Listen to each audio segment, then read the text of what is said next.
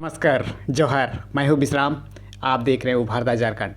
दोस्तों, मैं आपके साथ आज मैं एक ऐसे टॉपिक के बारे में शेयर करने वाला हूँ और वो है बड़ी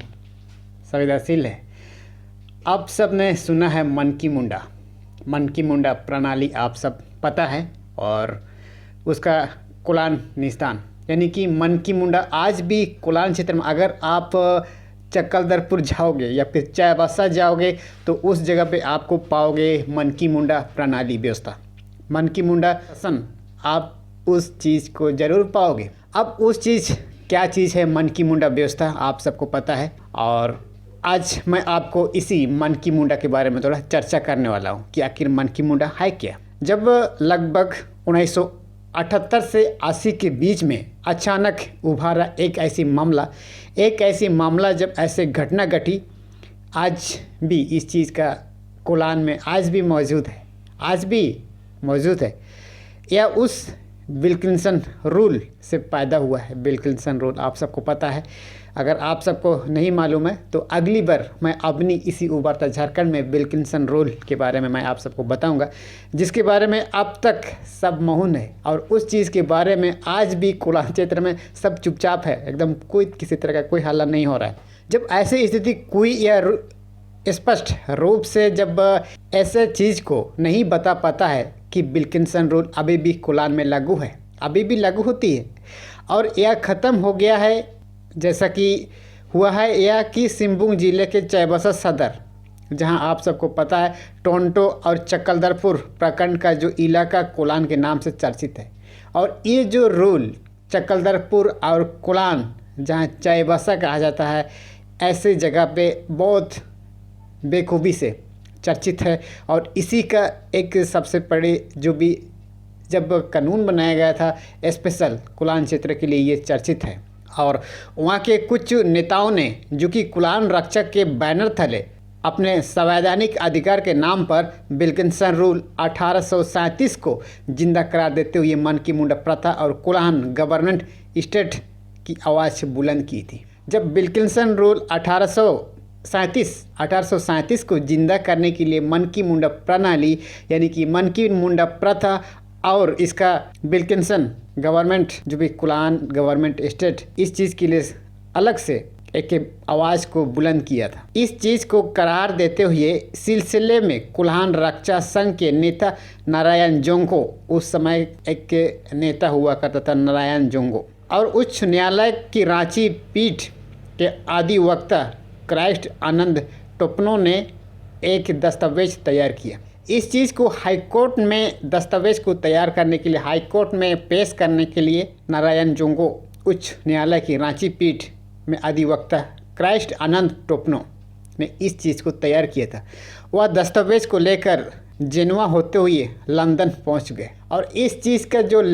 दस्तावेज जेनेवा एक शहर का नाम है, सीधे लंदन पहुंच गया। लंदन पहुंचने के बाद उन्होंने राष्ट्रकुल के तत्कालीन राजमंत्री डी रिवोल्टा सहित राजमंडल के 42 देशों के प्रतिनिधियों को के हाथों में वह दस्तावेज थमा दिया। डायरेक्ट वो लंदन चला गया, और लंदन जाने के बाद डायरेक्ट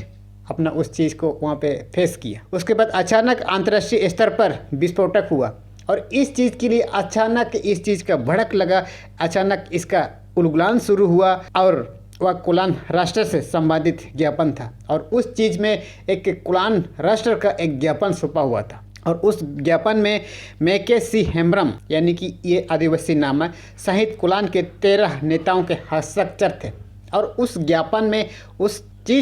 ज्ञापन जो लंदन पहुंचा दिया था, उस चीज़ में 13 विधायक उस समय भी नेता हुआ करते थे, उस समय 13 नेताओं का हस्ताक्षर था, साइन था, सिग्नेचर करके लंदन चला गया, और लंदन में अचानक अंतर्राष्ट्रीय लेवल से इस चीज़ का विरोध हुआ, इस चीज़ का विस्फोटक हुआ, आंदोलन उलगुलान शुरू हो गया। भारत सहित कई देशों के सत्ताधीश जो भी चौंक उठे, हर एक तरह की सत्ता पर इस चीज़ का चर्चा हुआ, और उस ज्ञापन में कहा गया कि स्वतंत्र कुलान राष्ट्र को हैसियत से कुलान के लोग राष्ट्रमंडल और ब्रिटिश के सत्ता के साथ जोड़ना चाहते हैं। और उस चीज़ पे ये चर्चा हो गया कि ब्रिटेन की जो सत्ता के साथ जोड़ना चाहती है कुलान राष्ट्र, कुलान को यानी कि कुलान को अलग से एक राष्ट्र बनाना चाहते हैं। इस चीज़ के लिए उस ज्ञापन में बताया गया है और इसीलिए इस चीज़ को राष्ट्रव्यापी में जो भी राष्ट्र सत्ता पे इस चीज़ का उलगुलान शुरू हो गया। इस चीज़ का अचानक से विस्फोटक हुआ और कुलाहन सरकार ब्रिटिश और राष्ट्रमंडल की प्रति वफादार है और इससे लेकर के तब बिहार तत्कालीन कांग्रेस सरकार ने ज्ञापन पर हस्ताक्षर करने वाले नेताओं को राष्ट्रद्रोही करार दिया और इस तरह से जब कुलान को अलग राज्य स्थापित करने के लिए जब अलग से हस्ताक्षर करने के लिए जब उस ज्ञापन में सौंपा गया था, ऐसे लोगों को देशद्रोही करार देते हुए उन पर मुकदमा चलाया और उन पर देशद्रोही मुकदमा चलाया और नारायण जोंको, क्राइस्ट आनंद टोपो और मुर्गी अंग्रियों को गिरफ्तार करके लिया गया। लेकिन कुलान रक्षा संघ के महासचिव सी हेम्ब्रम और अन्य नेता भूमिगत हो गए। वो सब जंगल जमीन बचाने के प्रति वो सब डटे रहे और बाद में जब टोपनो और नारायण जोंग को जमानत कर रिहा किए तो पुलिस सी के हेम्ब्रम के पीछे पड़ी रही लेकिन उनका पकड़ में नहीं आया और इस तरह से उन सब ने अलग विद्रोह किया था और इस तरह से उन लोग अलग राष्ट्र घोषित करने के लिए आज भी पिछले भी कई साल आप सब सुना होगा, एक क्या नाम है, ठीक है, उसने भी उसी के मुकदमा पे इस चीज़ को गिरफ्तार कर लिया। बूढ़ा में इस चीज़ को गिरफ्तार कर दिया गया। पुलिस भी हेम्ब्रम के पीछे पड़ी रही लेकिन 2-3 साल तक कुलान की हवा गर्म रही और इस चीज़ के लिए कुलान का इतना गरम चला, उस चीज़ के लिए मामले की जांच पड़ताल के बाद संसद में केंद्र सरकार ने स्वीकार किया कि विदेशी ताकतें बिहार के कुलान क्षेत्र में कुलानिस्तान के नाम पर अलगवादी ताकतों को हवा दे रही है। और इस तरह से केंद्र सरकार, जब बिहार सरकार बनी थी, बिहार जब बन रही थी, उस समय में कुलान क्षेत्र में अलग से अलगवादी की ताकतें को सुलग रही है। इस चीज़ के लिए उसी समय में ही कुलानिस्तान का नाम दिया था और कुलान रक्षा संघ को आतंकवादी गिरोह करार दिया और इस तरह से कुलान क्षेत्र को आतंकवादी गिरोह, आतंकवादियों का अड्डा कहा दिया। और उन्होंने अपने पत्र में लिखा कि वस्तुतः हम ब्रिटिश राज्य से आज तक के कुलान क्षेत्र में प्रशासनिक के लिए कुलान गवर्नमेंट स्टेट नाम से प्रचलित हैं और आदिकाल रूप से जारी मनकी मुंडा प्रथा की संवैधानिक एवं कानूनी स्वीकृति के लिए जनसंघर्ष कर रहे हैं। और उस समय में ये खत लिखा था कि हम मनकी मुंडा प्रथा की जो संवैधानिक कानूनी तरीका है, इस चीज़ को हम जनसंघर्ष के लिए हम स्वीकार कर रहे हैं। जब हेम्ब्रम ने राष्ट्रपति को सूचना दी,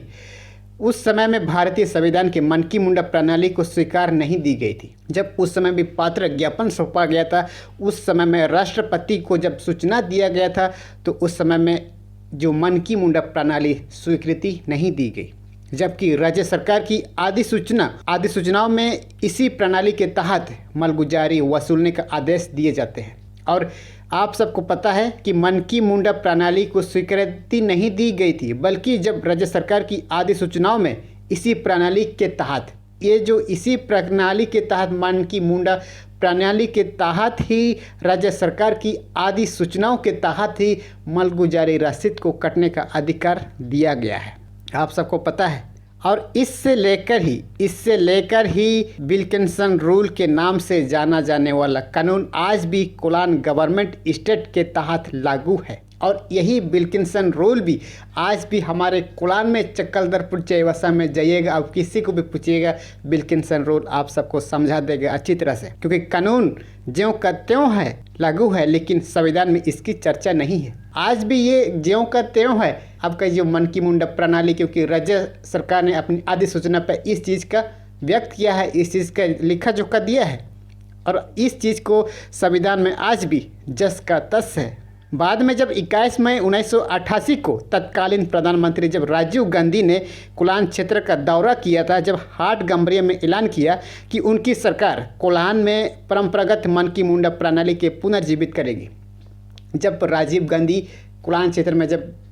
चुनाव यात्रा जब दौरा कर रहे थे, ऐसे समय में राजीव गांधी जी हम इस चीज़ को पुनः जीवित करने के लिए हम खड़े हैं, इस चीज़ का जिक्र किया था। और जब राज्य की तत्कालीन कांग्रेसी सरकार भी तब कुछ नरम हुई, इस समय भी कांग्रेस सरकार जब बनी थी उस समय भी कुछ सरकार नरम रही। हेम्ब्रम सहित ज्ञापन पर हस्ताक्षर करने वाले अन्य नेताओं पर चलाए जा रहे देशद्रोही के मुकदमे वापस लेने की तैयारी शुरू हुई, लेकिन मामला धरा का धरा रह गया। जब इस तरह का जो मुकदमा दायर हुआ था 13 नेताओं पर, इस चीज़ को जब वापस लेने के लिए जब चर्चा हो रही थी तो उस चीज़ को धरा का धरा ही रह गया, यानी कि जस का तस रह गया। इस पर बाद में कोई किसी तरह का विचार विमर्श कभी हुआ ही नहीं। और जब 1989 के जब संसदीय चुनाव के कांग्रेस जब इस चुनाव को लेकर के जब हार गई है, तो हारने के बाद 1990 ईस्वी में जब बिहार विधानसभा चुनाव में जब कांग्रेस हार गई है, कुलान रक्षा संघ के नेता के जनता दल का दमन थमा, लेकिन कुलान में ना मानकी मुंडा प्रथा की वैधानिकता का मामला सुलझा और ना ही भूमिगत के सी हेम्ब्रम बाहर आए। और इस तरह की जब कुलान क्षेत्र की जब अलग से सुलग रही थी, जब कांग्रेस बिहार विधानसभा में जब हार गई थी कांग्रेस, तो ऐसे स्थिति में कुलान का रक्षा संघ नेता जो हेम्ब्रम जी मानकी मुंडा के प्रथा को सुलगने के लिए उस पर मुकदमा चलाया था, उस पर किसी तरह का कोई बाद में कोई बहस नहीं हुआ, ऐसा का ऐसा ही रह गया। और कुलान में मानकी मुंडा प्रणाली में समांतर पंचायत प्रणाली के नाम पर जारी BDO व CO राज भी खत्म नहीं हुआ। और इस तरह से कुलान क्षेत्र में भी BDO CO का राज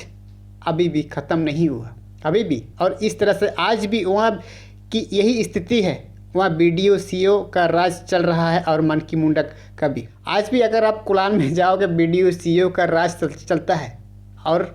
मानकी मुंडा का भी राज चलता है, यानी कि कुल मिलाकर किसी का राज ही नहीं चल रहा है, सिर्फ दो प्रणाली आपस में टकरा रही है। और आदिवासियों को यह बोध कर रहा है कि यह टक्कर की ही आज राज के चलने का प्राण है। भले ही कुलान क्षेत्र में किसी तरह का कामकाज होता नहीं है, लेकिन फिर भी आदिवासियों को एक दूसरे का टकराव होने का कारण आज भी कुलान क्षेत्र में